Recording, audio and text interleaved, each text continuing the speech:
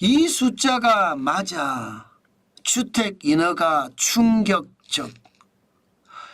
저는 지표를 가지고 이야기를 하는데 주택 인허가를 봤더니요. 야, 진짜 충격적이에요. 여러분 이거 한번 보세요. 2024년 1월에서 9월까지예요. 지금 국내 주택 인허가 실적이 21만 8,600가구입니다. 전년 대비하면요 22.6%가 줄었습니다. 와, 국토교통부는 도대체 뭘 하고 있는 걸까요? 저는 이것을 보니까 무섭네요. 왜 무섭느냐? 2023년에도 그 전년 대비해서 주택 인허가 건수가 17.8%가 줄었어요.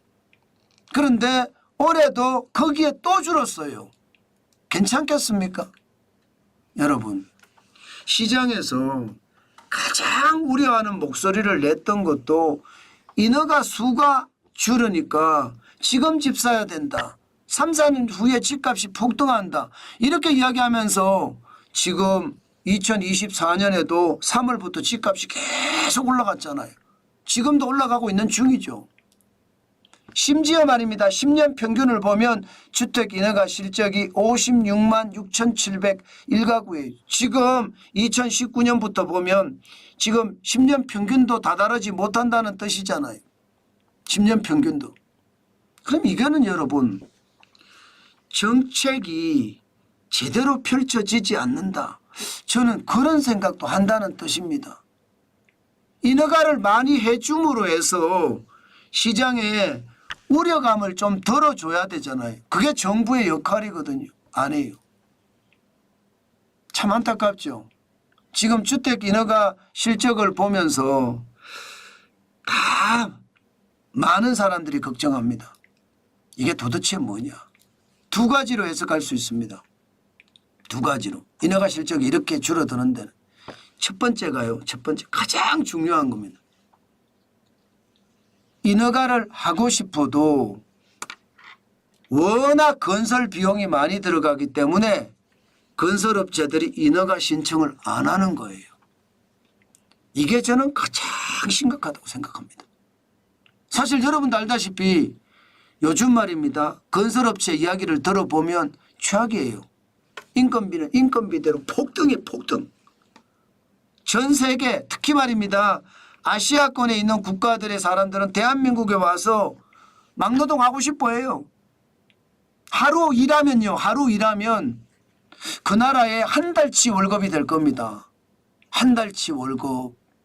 뭐 하루 일하는 게 뭐 지금은 뭐 노동력이 약한 사람은 그냥 일반 막노동을 할 경우에 그래도 20만 원 가까이 되거든요. 그러면 20만 원이면 여러분 좀 못 사는 나라에 한 달 월급이 200달러 300달러입니다. 우리나라 하루치예요. 그러니 임금이 높아서 어떻게 할 수가 없어요. 게다가 자재비는요. 인건비가 높아지면요. 자재비도 다 높아질 수밖에 없습니다. 왜? 그 자재를 만드는 사람이 사람이잖아요. 로봇이 만드는 게 아니거든요. 사람이 만들거든요. 자재비도 올라가는 거예요. 게다가 주 52시간제 공기까지 길어졌어요. 공기까지. 건설업체들이 인허가 신청할까요? 인허가 신청 안 합니다. 왜 이런 거 모를까요? 저는 필부입니다. 그냥 일반인이에요. 언론사에 오래 다녔기는 했지만 이제는 은퇴해서 일반인이죠. 일반인이 아는 사실인데 왜 정부의 천재들이라는 사람들은 모를까요? 저는 이런 게 진짜 답답하다고 생각해요. 제가 늘 말씀을 드리지만 국토교통부 장관은요. 직을 누리는 사람이지 정책을 펴는 사람이 아니다. 저는 그렇게 생각합니다. 아니 문제가 있으면 그 문제를 어떻게 해결하겠다. 기자들한테 설명도 하고 해결책도 제시를 해야 되잖아요. 그렇게 열심히 일을 해야 돼요. 그래야지 세금 받는 값을 하는 겁니다. 그런데 세금 받는 값을 안 하는 것 같으니까 문제죠. 당장 인건비가 왜 올라갔느냐. 이거 계속 이야기를 해야죠. 장관들이 이야기를 해야 됩니다. 자기 미래가 없다고 이야기 안 하나요? 그러면 국가와 민족은 그냥 꼬꾸라져도 상관없다는 뜻인가요? 그건 아닐 거 아니에요. 그러면 이야기를 해야죠. 다행인 것은 여러분, 다행인 것은 앞에서 2021년에 54만 5천 가구의 인허가, 2022년에 52만 2천 가구의 인허가 이런 게 있었기 때문에 여러분 지금 착공 실적은 그나마 플러스예요. 작년 대비 플러스입니다. 그렇다고 하더라도 착공도 신찮죠. 2022년도 38만 3,400만 가구, 3,400가구 이것도 적은 숫자입니다. 58만 3,700가구에 비하면 굉장히 적은 숫자예요. 그런데 작년에는 24만 2천 가구죠. 올해는요. 올해는 19만 4천 가구. 늘어나긴 해요. 37.7%가 늘어났지만 10년 평균 56만 9,874가구에 비하면 굉장히 부족하죠. 진짜 부족합니다. 그만큼 말입니다. 상황이 진짜 어려워진다는 뜻이에요. 저는 이렇게 어려워지는 사실이 앞으로도 주택시장에 영향을 줄까 두렵습니다. 분양도 늘어나긴 늘어나요. 올해 49%가 늘어났습니다. 작년에 33.1%가 줄어들었는데 올해는 늘어나고는 있어요. 그렇지만 인허가가 적어지면 앞으로 착공이냐 분양이나 다 줄어들 수 있잖아요.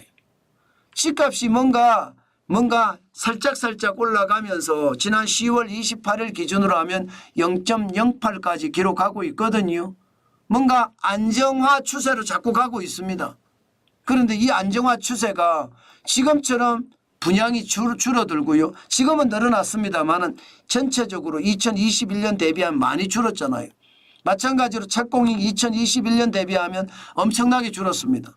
인허가도 2021년 대비하면 엄청나게 줄었습니다.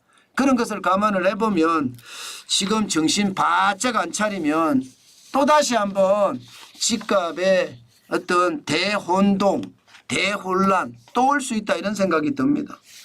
당연히 그런 집값의 대혼란이 오면 또 집값은 분명히 충격적으로 변할 겁니다.